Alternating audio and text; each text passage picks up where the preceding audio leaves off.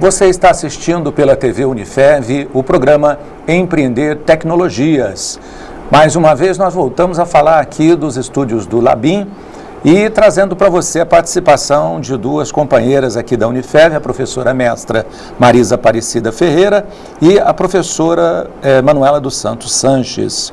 A Marisa é formada em administração e também em serviço social, tem especialização em marketing, recursos humanos e desenvolvimento gerencial e é mestre pela Pontifícia Universidade Católica de São Paulo. A Manuela graduou-se em propaganda e marketing pelo Mackenzie, é especialista em recursos humanos, é docente dos cursos tecnológicos e também do curso de administração. Ministra módulos de pós-graduação e tem experiência em marketing e gestão de pessoas. Bem, nesse bloco, então, vamos começar falando um pouquinho sobre os treinamentos de recursos humanos. A gente sabe que o ideal é que todos tivessem um curso superior de tecnológico, né, em gestão de recursos humanos. Mas nas empresas, para aquele cotidiano, para necessidades pontuais, bem definidas, existem os treinamentos. Tá? E aí vamos falar um pouco qual a importância deles para as organizações. Bom, Ramon, na verdade, nós temos diversos tipos de treinamentos, né? Nós temos os treinamentos, basicamente são divididos em treinamentos técnicos, né? Para desenvolver as habilidades realmente inerentes à função, e os treinamentos comportamentais, que trabalham motivação, né? E entre outros aspectos. Então, na verdade, os treinamentos são muito importantes para que nós tenhamos, além da capacitação, como nós falamos, e desenvolvimento de pessoas, que nós conseguimos levar para as empresas a questão de integração entre pessoas. Então, os treinamentos podem trabalhar essa questão, trabalho em equipe, liderança, então a participação das pessoas, a integração, a própria motivação, para as pessoas sentirem que a empresa investe, que as empresas acreditam nelas. E também eu acredito que é um momento muito importante que a gente fala que é uma pausa para pensar, né? Sim. Porque o treinamento é aquele momento, muitas vezes você tira a pessoa do ambiente de trabalho, mesmo que ele seja feito dentro da empresa, e as pessoas tenham a possibilidade de fazer alguma reflexão, de reciclarem conhecimentos. Então é um momento que você gera, na verdade, uma série de vantagens, de benefícios para os colaboradores e para a empresa. Com certeza. Marisa, muitas vezes o jovem está lá indefinido. Será que eu faço um curso assim de gestão de recursos humanos, um curso tecnológico? Será que depois eu vou ter colocação profissional, eu vou conseguir uma vaga boa? Esse investimento, até para esclarecer o jovem, vale a pena?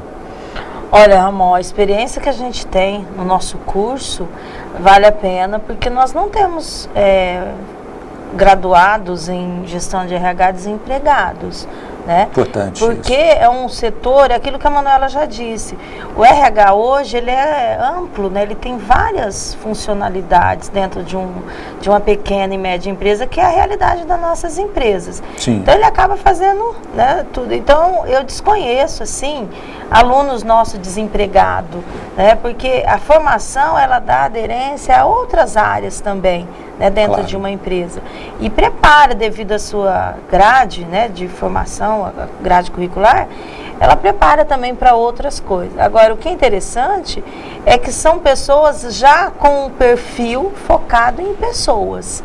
Sim, né? Então, facilita, porque muitos já estão dentro das empresas e vêm para essa graduação até mesmo para melhorar, para ampliar conhecimento. Então, é um setor que emprega muito bem, né? E a resposta é muito rápida. Legal. Então, eu desconheço alunos nossos desempregados fora do mercado de trabalho. Legal.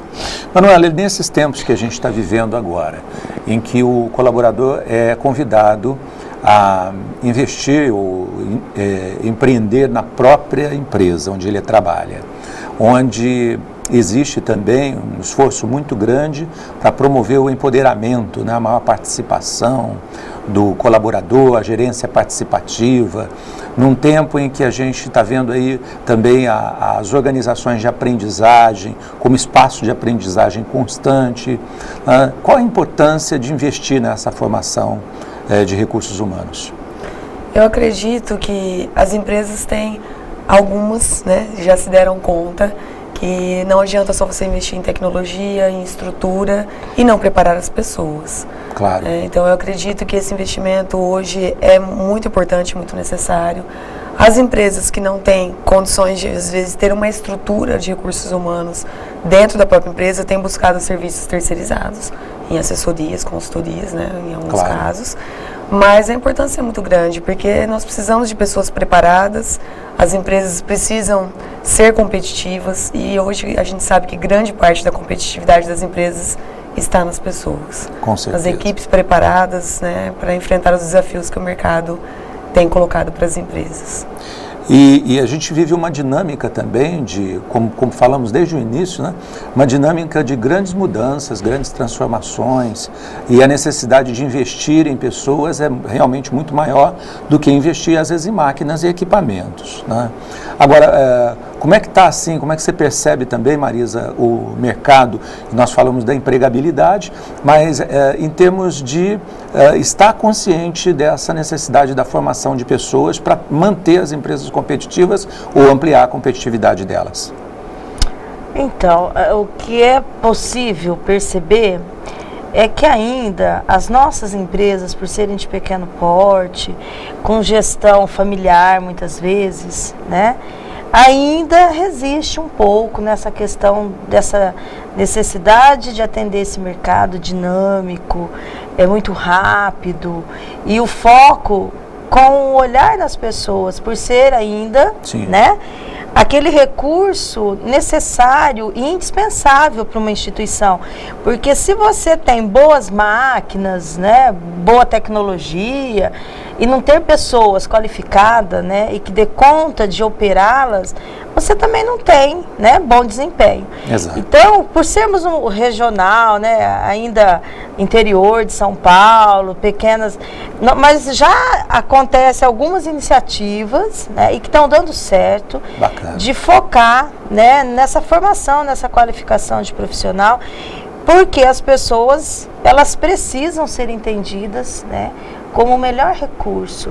Por isso que o RH hoje, ele é aquele setor de planejamento estratégico, né, focando nas pessoas. Bacana. Em busca de qualificação, de preparo, mas também de fazer essa pessoa trabalhar bem, feliz ali dentro. Sim. Porque quando a gente trabalha no ambiente que a gente gosta, né, a gente produz melhor, né, o resultado é positivo para a pessoa, é positivo para a empresa.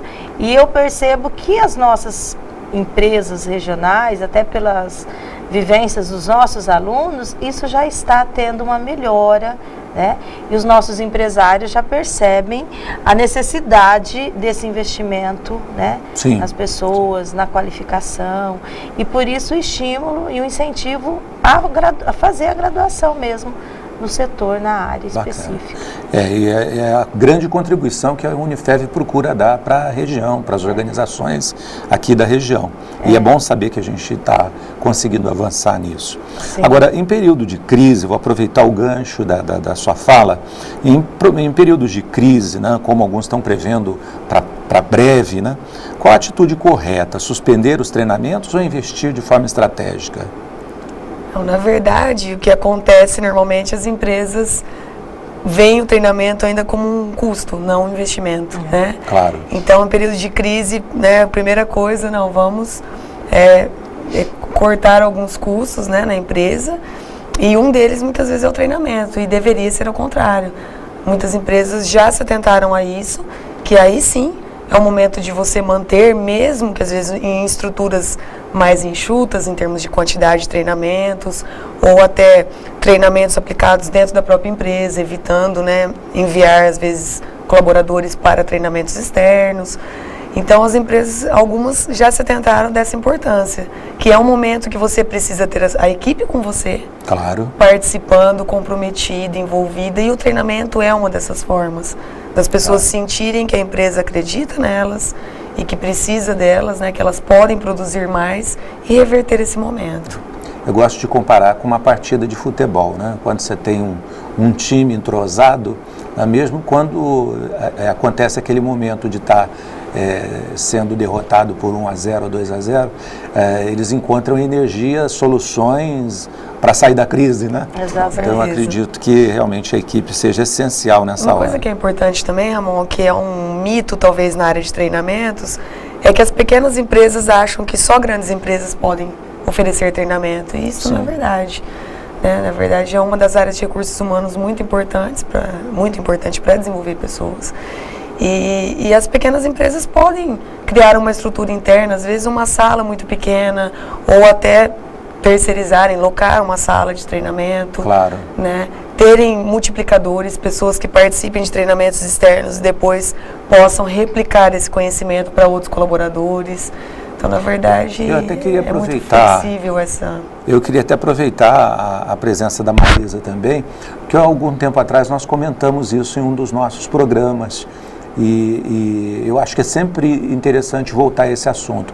Por exemplo, as empresas que têm profissionais com necessidade de formação em algum tema específico, em alguma disciplina específica, mas que não dá para frequentar todos as 5 noites, ele pode escolher e se matricular aleatoriamente em alguns cursos, em algumas disciplinas, para poder melhorar sua capacitação, sua condição e seu nível de conhecimento?